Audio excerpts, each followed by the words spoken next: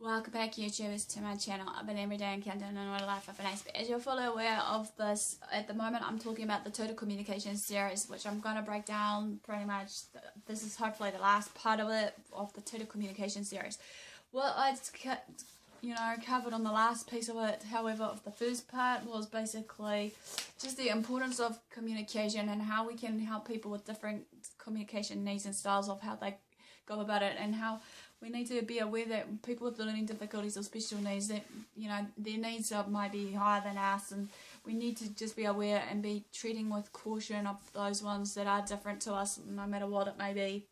Pretty much we need to be also, as I said, aware about our surroundings basically, as well as how we adapt ourselves in the environment around us, because some of the people that are different with their communication delay or breakdown, they feel that they need to be in an environment where they can feel safe, not be judged or anything else, even though many people think these kind of people are insecure, whatever else label mentality. No, they're not. They're just their own selves trying to express themselves in the best way possible for us to understand. But sometimes it's best, sometimes for some of us that may have been there, done that, with those type people that may go through the walls of being misunderstood, misjudged, misread. Like any one of us, we may have all been through that. But sometimes, like I've noticed in the past, many people's attitudes pretty much is really sucky, that they should at least, be in those other people's shoes and actually just be able to just think, okay, I want to walk the extra mile and see what they're seeing in that, not to be fearful of all that, because in every day and age everyone's different on their journey, regardless what it may be. Anyway, another one was basically on that first part was I talked about the total communication, what it is, and how I was talking about some modalities, or some models, techniques that some of the people that is in that field with special needs, helping people with special needs, I should say, that it's important that we know what is acceptable, what's not, and what is also out there for us to actually be able to supply, or just be able to, for example, like I said, for my most classic one, if we bump into someone else on the street that's different, be it like hearing impaired or deaf, mute, whatever, sign language can be a real common one. But then again, as I said, that just touch briefly, that sign language is a universal language all around the world, but how the different countries sign is different from us in New Zealand. I've noticed that so many times before when I've been learning sign language, and that I have caused a bit of conflict because of what I'm saying, and then it's like I thought I said something right in my in our Aotearoa part of a sign language, but then again, it's not always 100% true, obviously, is it? No. But in all further ado, also I said basically to end that it was total communication encompasses a host of different ways to communicate, be it whatever it may be, many of which we use all day long without thinking about it, even though be it gestures, be it smell, be it the environment we're in, and everything else. The important thing though is that it's important using the different combinations of the communication modalities that I brought on the piece, and it can increase the effectiveness of the message. So, in all further ado, let's get into the guidelines to creating a total communication environment, part 2 of the total communication series.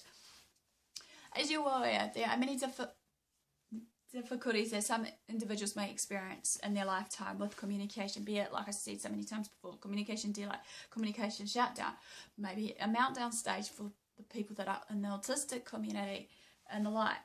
But there are also many key things we can do as communicators, or just people that are specialised in that area, be it a speech therapist or what have you, that we can use every day to help process and make the communication process easier for that person with that problem.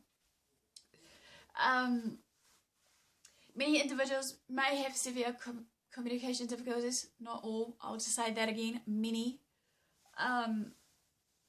But this can be made by making subtle changes and simple changes, however, to the communication process that we're giving back to our communication. We can improve the interaction and understanding between everyone that is different. Okay, Now the guidelines here is number one, you got to be in mind, be consistent or consistency. This is important, being consistent in the way how we communicate, what we communicate, and to what we say and how we say it. Obviously, many people have told me off how I speak that causes a confusion or misunderstanding sort of thing.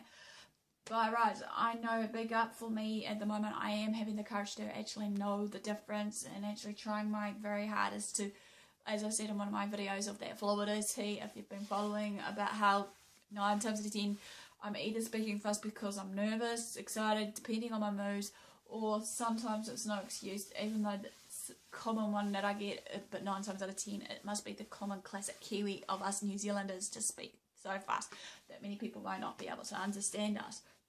You know, we got to remember, as in being consistent on this level, is that, you know, it's important to use that same form of communication, be it whatever it may be, when we're communicating with certain individuals. Number 2, signing systems. If possible and when possible, if you know of someone or you can read the cues that someone is deaf or hearing impaired, that you use these, obviously. Give the sign or gesture as well as the spoken word to that person, you know, because you never know. Sometimes if you just, you know, assume, as people do, that, you know, they could basically well be not deaf at all. Another one also to be in mind here, also, when it comes down to the signing and gesture or body language, what have you, this can double the impact of the message that we're sending across, sort of thing, and it might make it easier to understand for that particular someone. Number 3, accessibility. What I mean is, like, many people may be visual, and maybe with that learning difficulty, they could recall everything in the past by visuality of posters, diagrams, objects that it can be accessible, easy for within reach, as well as our visual sense, you know. Number 4, language level. Just remember that many individuals has a certain word level of tolerancy of how they come about, of their understanding of certain words. You know, so as I said before, no technical jargon, maybe, I don't know. Just use one word. Long sentences containing lots of information might be wasted, however, or just be left kaputted, just left down on the drain, and maybe thinking, oh, hang on a minute, what the hell did I say that for? Or why did I say it? You know, many people may, you know, tend to have that pausing moment thinking, why did they do that in the first place? If you use one or more words, though, however, for people that do have this communication delay or communication shutdown, be aware that maybe you have a pitch or something as a backup plan, or even a sign or a gesture. But be aware and remember about your pitch or your tone of your language that you use, sort of thing, so that the listener can understand, and also, as again, give them time to understand and give them that time to process that information given. Number 5, questions. Many people with communication delay may not like asking questions too many at one given moment in time. And again, give them time. And with these questions, though, know when it's the right time to ask them these open and closed questions. Pretty much, as we know, the closed questions are the ones that basically request only a yes or a no. Open questions obviously seeks longer answers, even though many people tend to hate, as I said, answering questions that requires more sentence structure. Some are the opposite. Some may like the yes and no's quick, so that you can get to the next communication process. But hey, you know, that's alright. Anyway, number 6, as I said, this is another one that rolls into the one I just said. Giving time to process and understand and actually respond. As we know, the processing speed of some individuals may vary and may also impair them, so they may need 10 seconds or more to process that message, sort of thing. But bear in mind, though, when you're sitting down talking to them and that they're like this, you know, try not to be rude about it, but I suggest quietly in your head count to maybe 10-15 seconds, sort of thing, in your head, so then you know when's the next time to open that mouth of ours. Number 7, eliciting language. This is what I said before, basically, in the first piece. This means like you can't force a response from an individual, be it if it's someone who has a stuttering problem or just, as I said, communication delay.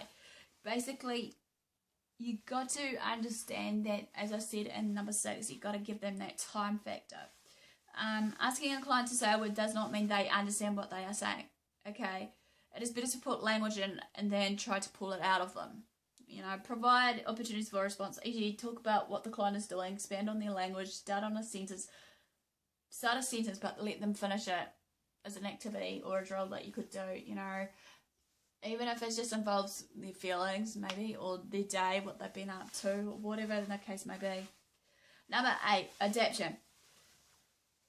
If you're not being understood, be flexible, adapt your message, change the language or complexity of the language. Change the mode of communication up a bit, e.g. from verbal to picture. Give the client other ways to respond, switches, sign, gestures, etc. Give them more time to process. Change your goals if things aren't not working for you or for that particular someone that you know or associating with that is communicating with you. Number 9, backup. Have a backup set of resources available and on hand regardless of what's going on, so that you can access when trying to help people to understand, be it a dictionary, be it something visual, or whatever the case may be. Or even just to have a gesture, like, you know, body language system going in place, you know, so that new staff knows what the individual is trying to communicate.